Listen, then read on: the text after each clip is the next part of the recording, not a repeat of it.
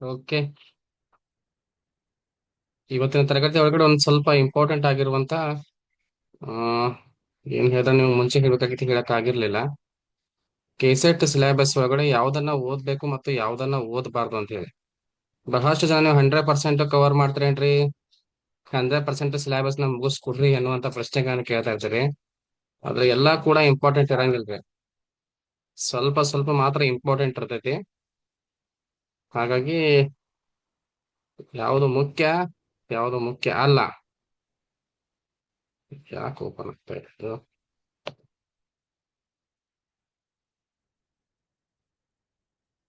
ಒಂದ್ ನಿಮಿಷ ಇರಿ.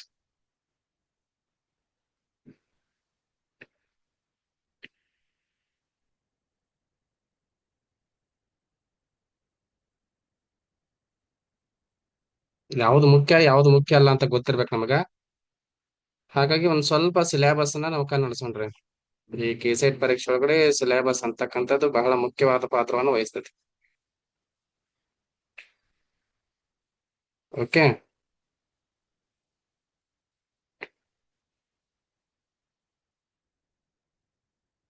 ಸ್ವಲ್ಪ ತಡ್ರಿ, ಸಿಲೆಬಸ್ ನಾನು ನೋಡ್ತಾ ಇದೀನಿ.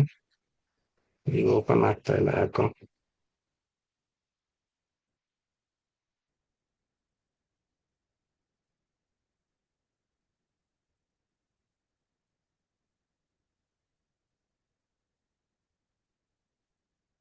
ಒಂದ್ ನಿಮಿಷ ಇರಿ, ಸಿಲೆಬಸ್ ಓಪನ್ ಆಗ್ತಾ ಇಲ್ಲ.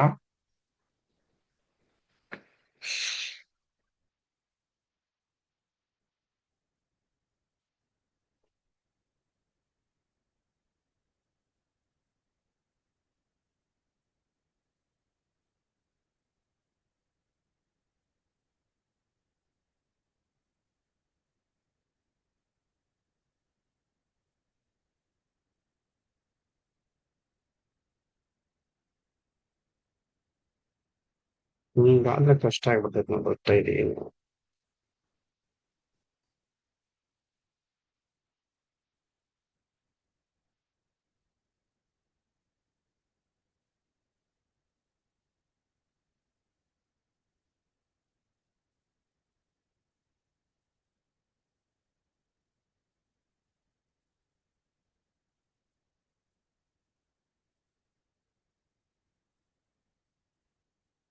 ಹಂಗೆ ಇರ್ರಿ, ಒಂದ್ ಸ್ವಲ್ಪ ನೋಡ್ತೀನಿ.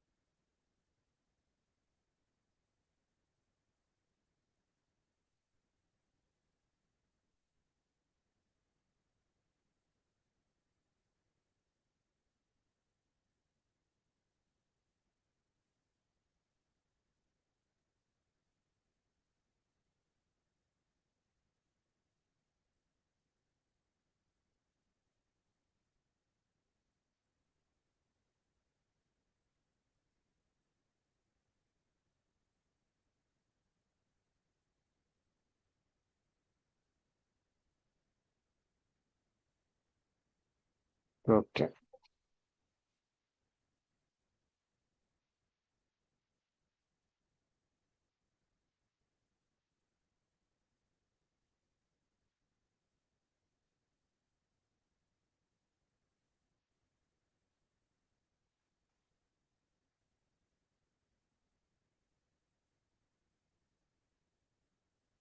ಓಕೆ. ಕೆಸೆಟ್ ಪರೀಕ್ಷೆ ಒಳಗಡೆ ಬಹಳ ಇಂಪಾರ್ಟೆಂಟ್ ಆಗಿರ್ತಕ್ಕಂಥದ್ದು ಯಾವ್ದಂದ್ರ ಸಿಲೆಬಸ್ ಮೇಲೆ ನಮಗ್ ಬಹಳ ಲಕ್ಷ್ಯ ಇರ್ಬೇಕ್ರಿ. ನಾವು ಹಾಗೆ ಸುಮ್ನೆ ಏನೋ ಐತಿ ಸಿಲೆಬಸ್ ಅಂತ ಹೇಳಿ ಎಲ್ಲಾನು ಓದ್ಕೋತ ಹೋಗ್ಬಿಟ್ಟು ಅಂದ್ರೆ ಪರೀಕ್ಷೆ ಒಳಗಡೆ ಯಶಸ್ಸನ್ನ ಸಾಧಿಸೋದಕ್ಕೆ ಸಾಧ್ಯ ಆಗೋದಿಲ್ಲ. ಹಾಗಾಗಿ ಸಿಲೆಬಸ್ ಅಂತಕ್ಕಂಥದ್ದು ನಮ್ಮ ಗೆಲುವಿನೊಳಗಡೆ ಬಹಳ ಪ್ರಮುಖವಾದಂತ ಪಾತ್ರವನ್ನ ವಹಿಸ್ತೈತ್ರಿ. ಹಂಗಾದ್ರೆ ನಾವು ಯಾವ ಯಾವ್ದನ್ನ ಓದ್ಬೇಕು ನಿಮ್ಗೆ ಅನುಕೂಲ ಆಗ್ಲಿ ಅಂತ ಕನ್ನಡ ಒಳಗ ಸಿಲೆಬಸ್ ಐತ್ರಿ ಅದು. ಓಕೆ. ಒಂದ್ ಸ್ವಲ್ಪ ನೋಡ್ಕೊಂಡ್ಬಿಡ್ರಿ ಯಾವ್ದಾವ್ದು ಇಂಪಾರ್ಟೆಂಟ್ ಅಂತ ಹೇಳಿ. ಅಂದ್ರೆ ನೀವ್ ಎಲ್ಲೆಲ್ಲಿ ಮಾರ್ಕ್ಸ್ ಅನ್ನ ತೆಗೆದುಕೊಳ್ಳಕ್ ಸಾಧ್ಯ ಅನ್ನೋ ಏರಿಯಾಗಳನ್ನ ಹೇಳ್ತಾನೆ ನಿಮಗೆ. ನೀವು 100% ಇಂಪಾರ್ಟೆಂಟ್ ಆದ್ರ ಕೆಲವೊಂದು ಏರಿಯಾಗಳಿಂದ ಪ್ರಶ್ನೆಗಳೇ ಬಂದಿಲ್ಲ. ನೀವು 10 ವರ್ಷ ಪ್ರಶ್ನೆಗಳನ್ನ ತೆಗೆದು ನೋಡ್ರಿ, ಎಲ್ಲಾ ಏರಿಯಾಗಳನ್ನ ಕವರ್ ಮಾಡಿದ್ರಿ ಅವ್ರ. ಕೆಲವೊಂದಿಷ್ಟು ಇಂಪಾರ್ಟೆಂಟ್ ಏರಿಯಾಗಳನ್ನ ಮಾತ್ರ ಕವರ್ ಮಾಡ್ಯಾರು. ಅದ್ರ ಸಿಲೆಬಸ್ ಮಾತ್ರ ಇಷ್ಟು ದೊಡ್ಡದಾಗಿ ಇಟ್ಕೊಂಡ್ಬಿಟ್ಟಾರ. ಹಾಗಾಗಿ ಹೇಳ್ತಾ ಹೋಗ್ತಾರೆ, ಮೊದಲನೇದು ರಾಜಕೀಯ ಸಿದ್ಧಾಂತದೊಳಗಡೆ ನೀವು ಏನ್ ನೋಡ್ಕೋಬೇಕಂತ ಅಂದಾಗ ಇಲ್ಲಿ ಪರಿಕಲ್ಪನೆಗಳು ಅಂತ ಬರ್ತಾವ, ರಾಜಕೀಯ ಸಿದ್ಧಾಂತದ ಪರಿಕಲ್ಪನೆಗಳು ಅಂತ ಹೇಳಿ. ಅದರ ಒಳಗಡೆ ಸ್ವಾತಂತ್ರ್ಯದ ಬಗ್ಗೆ ಪ್ರಶ್ನೆ ಕೇಳ್ತಾರ್ರಿ. ಸ್ವಾತಂತ್ರ್ಯ ಬಗ್ಗೆ JS ಮಿಲ್ ಅವ್ರು ಹೇಳ್ತಾರ್ರಿ, ಬೇರೆ ಬೇರೆ ಚಿಂತಕರು ಹೇಳ್ತಾರೋ. ಸ್ವಾತಂತ್ರ್ಯದ ಬಗ್ಗೆ ಪ್ರಶ್ನೆ ಬರ್ತೈತ್ರಿ.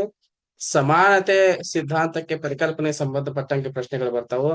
ನ್ಯಾಯಕ್ಕೆ ಸಂಬಂಧಪಟ್ಟಂತೆ, ಹಕ್ಕುಗಳಿಗೆ ಸಂಬಂಧಪಟ್ಟಂತೆ, ಪ್ರಜಾಪ್ರಭುತ್ವಕ್ಕೆ ಸಂಬಂಧಪಟ್ಟಂತೆ, ಅಧಿಕಾರಕ್ಕೆ ಸಂಬಂಧಪಟ್ಟಂತೆ ಮತ್ತು ಸಿಟಿಜನ್ಶಿಪ್ ಅಥವಾ ಪೌರತ್ವಕ್ಕೆ ಸಂಬಂಧಪಟ್ಟಂತೆ ಪ್ರಶ್ನೆಗಳು ಬರ್ತಾವ್ರಿ. ಇವುಗಳನ್ನ ನೀವು ತಪ್ಪಲಾರ್ದೆ ನೋಡ್ಲೇಬೇಕು. ನೆಕ್ಸ್ಟ್ ರಾಜಕೀಯ ಸಂಪ್ರದಾಯಗಳು, ಇಲ್ಲಿ ಕೇಳೋ ಸಾಧ್ಯತೆ ಬಹಳ ಕಡಿಮೆ ರೀ. ಇಲ್ಲಿ ಕೇಳೋ ಸಾಧ್ಯತೆ ಬಹಳ ಕಡಿಮೆ ರೀ.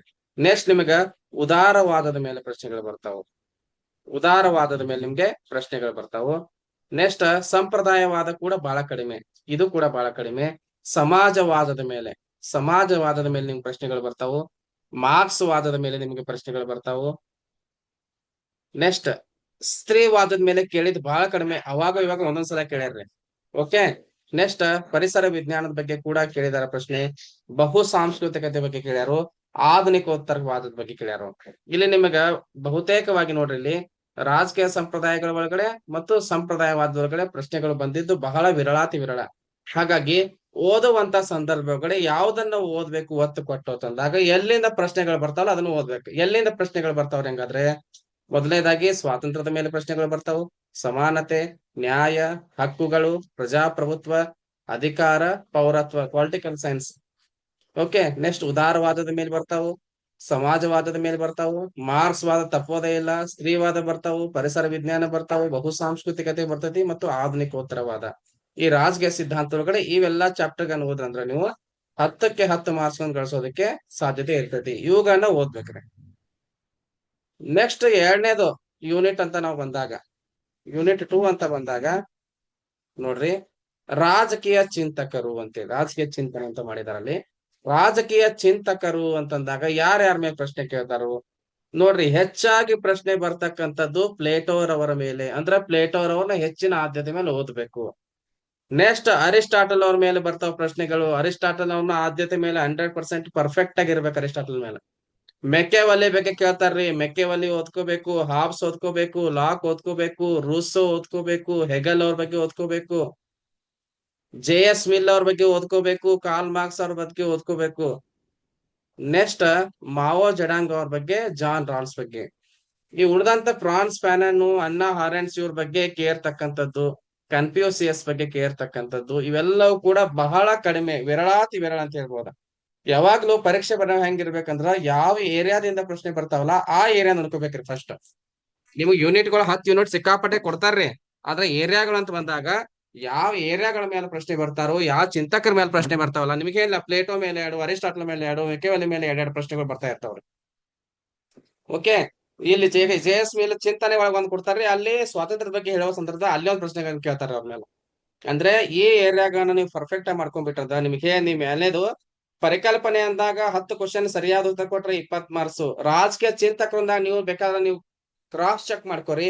ನಾನು ಎಷ್ಟು ಹೇಳಿನಲ್ಲ, ಇವನು Plato, Aristotle, Machiavelli, Hobbes, Locke, Rousseau, Hegel, JS Mill, Karl Marx, next Mao Zedong, ಇಷ್ಟು ಓದ್ಕೊಂಡ್ರ ನೀವು 10 ಕ್ವಶನ್ ಇಲ್ಲಿ ಕವರ್ ಆಗೇ ಆಗ್ತಿದ್ರ. ಅದು ಮೇಲಿನ 10 ಪ್ರಶ್ನೆಗಳು 20 ಮಾರ್ಕ್ಸ್, ಕೆಳಗಿನ 10 ಪ್ರಶ್ನೆಗಳು 20 ಮಾರ್ಕ್ಸ್.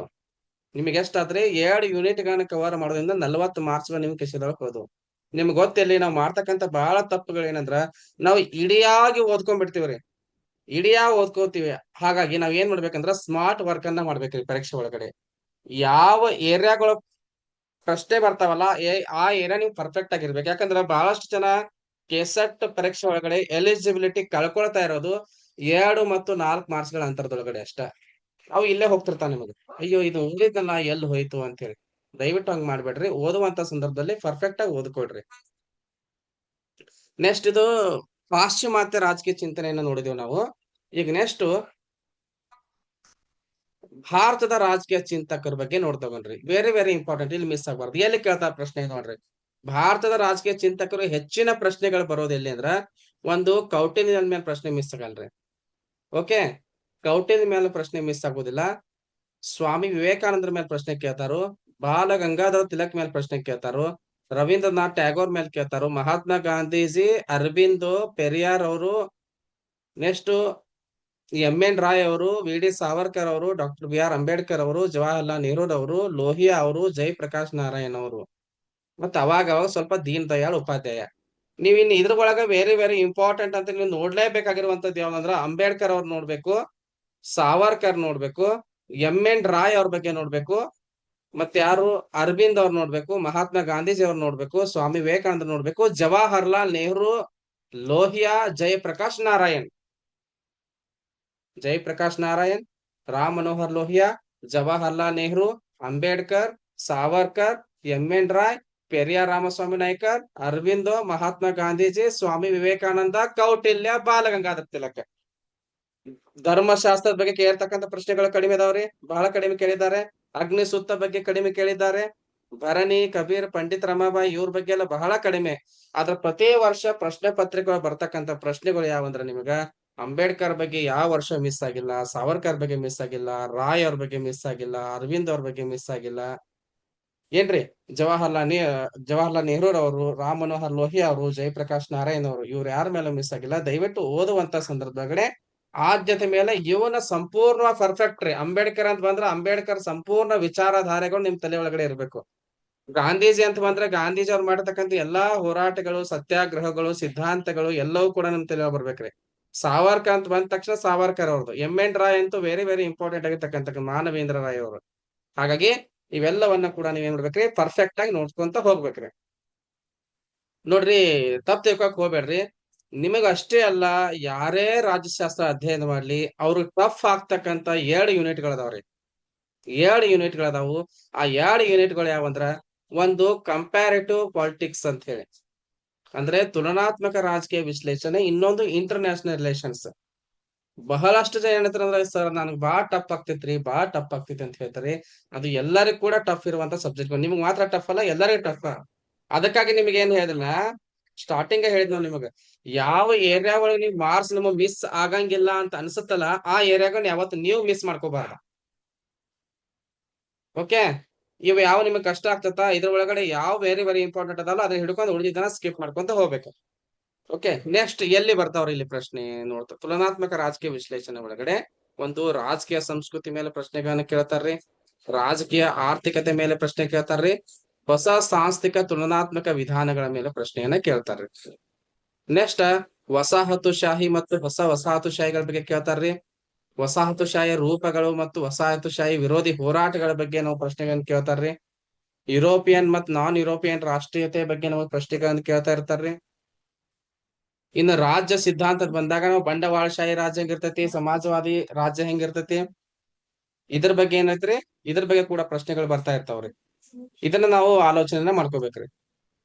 ಓಕೆ, ನೆಕ್ಸ್ಟ್ ವಸಾಹತು ನಂತರದ ರಾಜ್ಯಗಳು ಅಂತಂದಾಗ ಅಲ್ಲಿ ಕಲ್ಯಾಣ ರಾಜ್ಯ ಅಂತ ಬರ್ತೈತಿ. ನೆಕ್ಸ್ಟ್ ಜಾಗತೀಕರಣ, ರಾಷ್ಟ್ರ ರಾಜ್ಯಗಳು ಅಂತ ಹೇಳಿ ಬೇರೆ ಬೇರೆ ವಿಚಾರಧಾರೆಗಳು ಬರ್ತಾ ಇರ್ತಾವ್ರಿ. ಇವನ್ನೆಲ್ಲ ನಾವು ಆಲೋಚನೆ ಮಾಡ್ತಾ ಇರ್ಬೇಕ್ರಿ. ಅದರ ಜೊತೆಗೆ ಬಹಳ ಇಂಪಾರ್ಟೆಂಟ್ ಆಗಿರ್ತಕ್ಕಂಥದ್ದು ಯಾವ್ದಂದ್ರ ರಾಜಕೀಯ ಪ್ರಭುತ್ವಗಳು ಅಂತ ಹೇಳಿ ನೋಡ್ತೀವಿ ನಾವು. ರಾಜಕೀಯ ಪ್ರಭುತ್ವಗಳು ಅಂತ ಹೇಳಿ. ಓಕೆ, ರಾಜಕೀಯ ಪ್ರಭುತ್ವ ಒಳಗೆ ನಾವು ನೋಡ್ತಾ ಹೋದ್ರೆ ಬಹಳ ಇಂಪಾರ್ಟೆಂಟ್ ಆಗಿರ್ತಕ್ಕಂಥದ್ದು ಯಾವುದು. ಓಕೆ, ಯಾವ್ದು ಇಂಪಾರ್ಟೆಂಟ್ ಇಲ್ಲಿ, ಚುನಾವಣಾ ಅಂತ ಹೇಳಿ, ಉದಾರವಾದಿ ಅಂತ ಹೇಳಿ, ಬಹುಮತೀಯ ಮತ್ತು ಭಾಗವಹಿಸುವಿಕೆ, ರಾಜಕೀಯ ಭಾಗವಹಿಸುವಿಕೆ ಅಂತ ಹೇಳಿ. ನೆಕ್ಸ್ಟ್ ಪ್ರಜಾಸತ್ತಾತ್ಮಕವಲ್ಲದ ಆಡಳಿತಗಳು ಅಂತ ಹೇಳಿ, ಇಲ್ಲಿ ಪಿತೃ ಪ್ರಭುತ್ವ ಅಂತ ಬರ್ತೈತಿ, ಅಧಿಕಾರಶಾಹಿ ನಿರಂಕುಶವಾದ ಅಂತ ಬರ್ತೈತ್ರಿ, ಮಿಲಿಟರಿ ಸರ್ವಾಧಿಕಾರ ಅಂತ ಬರ್ತೈತ್ರಿ, ಮತ್ತು ನಿರಂಕುಶವಾದ ಮತ್ತು ಫ್ಯಾಸಿಸ್ಟ್ ಅಂತ ಹೇಳಿ ಬರ್ತೈತಿ. ಇವೆಲ್ಲವೂ ಕೂಡ ಏನದಾವಲ್ಲ ರಾಜಕೀಯ ಪ್ರಭುತ್ವಗಳು. ಇದು ಬಹಳ ಬಹಳ ಇಂಪಾರ್ಟೆಂಟ್ ಆಗಿರ್ತಕ್ಕಂಥದ್ದು ಇಲ್ಲಿ. ನೆಕ್ಸ್ಟ್ ಸಂವಿಧಾನಗಳು ಮತ್ತು ಸಾಂವಿಧಾನಿಕತೆ ಅಂತ ಹೇಳಿ, ಸಂವಿಧಾನದ ರೂಪಗಳು ಏನೇನಿದಾವು, ಕಾನೂನಿನ ನಿಯಮಗಳು ಏನೇನಿದಾವು, ನ್ಯಾಯಾಂಗ, ಸ್ವಾತಂತ್ರ್ಯ ಮತ್ತು ಉದಾರ ಸಂವಿಧಾನಿಕತೆ, ತುರ್ತು ಪರಿಸ್ಥಿತಿ ಅಧಿಕಾರಗಳಂತ ಹೇಳ್ತಲ್ಲ ಅದು, ಮತ್ತು ಸಾಂವಿಧಾನಿಕ ಬಿಕ್ಕಟ್ಟು ಎದುರಾಗ್ತಕ್ಕಂಥದ್ದು. ಇವೆಲ್ಲದ್ರ ಬಗ್ಗೆ ಇಲ್ಲಿ ಸಂವಿಧಾನ ಮತ್ತು ಸಾಂವಿಧಾನಿಕತೆ ಅಂತಕ್ಕಂಥದ್ದು ಕೂಡ ಬಹಳ ಇಂಪಾರ್ಟೆಂಟ್. ಇಲ್ಲಿಂದ ಪ್ರಶ್ನೆಗಳು ಬಹಳ ರೈಸ್ ಆಗ್ತಾ ಇರ್ತಾವ. ನೆಕ್ಸ್ಟ್ ಪ್ರಜಾಪ್ರಭುತ್ವೀಕರಣ ಅಂತ ನೋಡ್ತೀವಿ ನಾವ, ಪ್ರಜಾಪ್ರಭುತ್ವದ ಪರಿವರ್ತನೆ ಮತ್ತು ಬಲವರ್ಧನೆ ಅಂತ ಹೇಳಿ ಅದನ್ನ ನಾವು ಕಾಣ್ತಾ ಇದ್ದೀವಿ. ಇಲ್ಲಿ ಪ್ರಶ್ನೆಗಳು ಬರಬಹುದು. ಓಕೆ, ನೆಕ್ಸ್ಟ್ ಅಭಿವೃದ್ಧಿ ಅಂತಕ್ಕಂತ ಒಂದು ಕಾನ್ಸೆಪ್ಟ್ ಇಲ್ಲಿ ಹಿಂದುಳಿದಿರುವಿಕೆ, ಅವಲಂಬನೆ, ಆಧುನೀಕರಣ, ವಿಶ್ವ ವ್ಯವಸ್ಥೆಗಳ ಸಿದ್ಧಾಂತ ಇದು ಇಂಪಾರ್ಟೆಂಟ್. ವಿಶ್ವ ವ್ಯವಸ್ಥೆಗಳ ಸಿದ್ಧಾಂತ ಬಹಳ ಇಂಪಾರ್ಟೆಂಟ್. ಅಭಿವೃದ್ಧಿ ಮತ್ತು ಪ್ರಜಾಪ್ರಭುತ್ವ ಇದು ಕೂಡ ಇಂಪಾರ್ಟೆಂಟ್.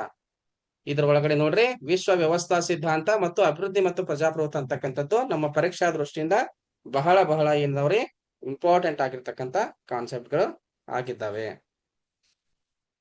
ನೆಕ್ಸ್ಟ್ ಅಧಿಕಾರದ ರಚನೆಗಳು ಅಂತ ಹೇಳಿ, ಅಧಿಕಾರದ ರಚನೆಗಳು ಅಂತ ಹೇಳಿ ಇಲ್ಲಿ ಆಡಳಿತ ವರ್ಗ ಯಾವ ತರ ಇರ್ತೈತಿ, ಅದರ ಕೆಲಸ ಕಾರ್ಯಗಳು, ಅಧಿಕಾರ ಗಣ್ಯರು ಅಂತ ಹೇಳಿ, ನೆಕ್ಸ್ಟ್ ಪ್ರಜಾಸತ್ತಾತ್ಮಕ ಗಣ್ಯರು ಅಂತ ಹೇಳಿ. ಈ ಅಧಿಕಾರದ ರಚನೆಗಳು ಅಂತಕ್ಕಂಥದ್ದು ನಮಗೆ ಬಹಳ ಇಂಪಾರ್ಟೆಂಟ್.